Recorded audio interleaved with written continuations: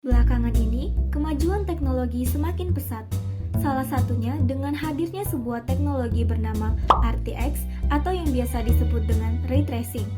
Nah, apa sih Ray Tracing itu dan bagaimana cara kerjanya? Untuk itu, kamu bisa simak video penjelasan berikut ini.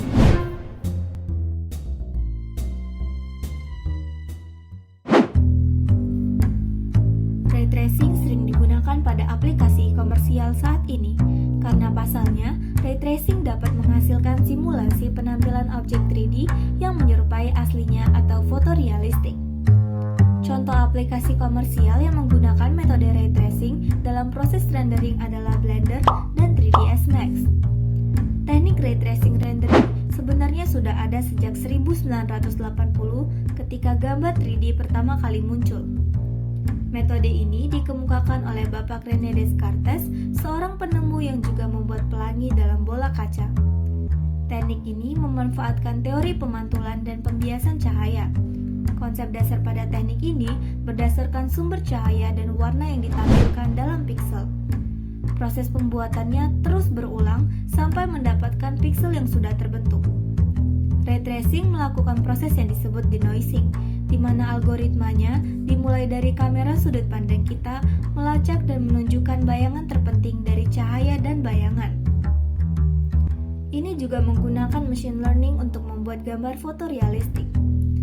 Kelebihan dari metode ray tracing adalah kemampuannya untuk menghasilkan simulasi penampilan objek 3D yang menyerupai aslinya. Sedangkan untuk kelemahannya sendiri, dibutuhkan komputer dengan tenaga yang besar dan waktu yang cukup lama untuk merender objek tersebut, dan juga terjadinya keadaan yang dikenal dengan istilah undersample yang menyebabkan munculnya alias yang berbentuk jagged. Seperti yang sudah dijelaskan sebelumnya, kelemahan dari ray tracing adalah munculnya alias dan efek jagged. Mungkin sebagian dari kamu bertanya-tanya, apakah alias dan efek jagged itu? Dalam video game atau grafis, objek yang kita lihat disusun oleh kotak-kotak kecil yang disebut dengan piksel. Objek itu berbentuk bermacam-macam, ada lingkaran, kotak, segitiga, dan sebagainya. Lalu bagaimana jika objek tersebut memiliki lengkungan atau garis diagonal? Tentunya kotak-kotak piksel tadi akan tergambarkan seperti susunan tangga-tangga. Susunan tangga-tangga inilah yang disebut dengan jagged, dan tentunya susunan tangga-tangga ini tidak akan terlalu nyaman untuk dipandang mata. Lantas apakah ada cara untuk mengatasi hal tersebut? Tentunya ada, yaitu dengan menggunakan anti-aliasing. Anti-aliasing adalah sebuah teknologi untuk menghilangkan jagged pada garis tepi sebuah grafis agar terlihat lebih mulus. Anti-aliasing dapat dilakukan dengan ordered grid supersampling atau fragment anti-aliasing. Namun kamu lebih disarankan menggunakan fragment anti-aliasing karena memakan waktu relatif lebih singkat daripada ordered grid supersampling. Cara kerja dari anti-aliasing adalah dengan menentukan bidang pandang dan arah pandang terlebih dahulu. Lalu setiap piksel pada bidang pandang akan ditembakkan satu sinar dengan titik awal sinar pada mata dan titik akhir sinar pada titik yang diwakili piksel tersebut. Anti-aliasing menggabungkan beberapa elemen menjadi satu modal tunggal, yaitu penghilang permukaan yang tersembunyi, pemberian warna akibat iluminasi langsung, efek interaksi spekular umum seperti refleksi dan refraksi, komputasi bayangan, dan proyeksi perspektif. Untuk lebih jelasnya lagi, kamu bisa melihat perbedaan saat kamu menggunakan anti-aliasing dan ketika tidak menggunakan anti-aliasing pada gambar berikut.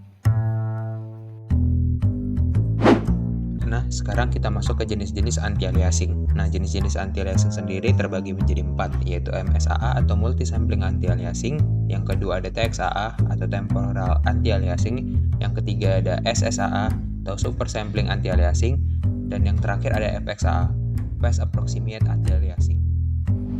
MSAA atau multisampling anti-aliasing mengidentifikasi setiap piksel yang tidak terlihat oleh mata manusia karena dibatasi oleh resolusi monitor masing-masing. MSAA menggabungkan rangkaian piksel dan menghitung bayangan piksel akhir. Proses ini lebih terlihat pada resolusi yang rendah seperti 1080 piksel dan 720 piksel, karena piksel yang lebih sedikit menghasilkan tepi persegi yang lebih tajam. Namun MSAA sangat haus akan sumber daya, karena membutuhkan beberapa sampel setiap piksel pada monitor, dan itu untuk setiap frame yang dirender. Dan juga memiliki satu kelemahan, yaitu tekstur hanya dihitung sekali per piksel, yang berarti bahwa area di poligon tempat shader aktif tidak akan dihaluskan.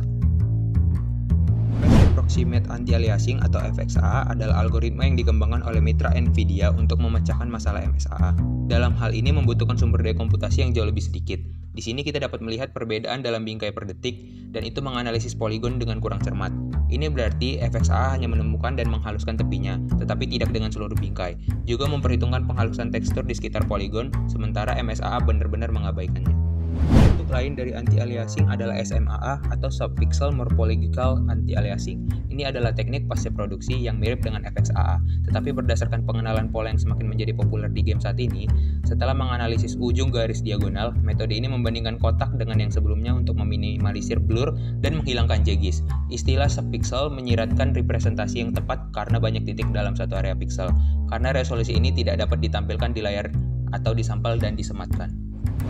Metode terakhir adalah TXAA atau Temporal Anti-Aliasing. Seperti namanya, metode ini mencoba menghilangkan efek penyelarasan yang terjadi saat poligon bergerak lebih cepat di layar daripada kecepatan pengambilan sampel. Kekurangan ini menyebabkan frame drop yang membuat game berjalan kurang lancar dan realistis. Kondisi optimal mengasumsikan kecepatan bingkai atau FPS 2 kali kecepatan objek. Namun keterbatasan perangkat sering membuat sulit untuk mencapai hasil ini. Disinilah peran TXAA.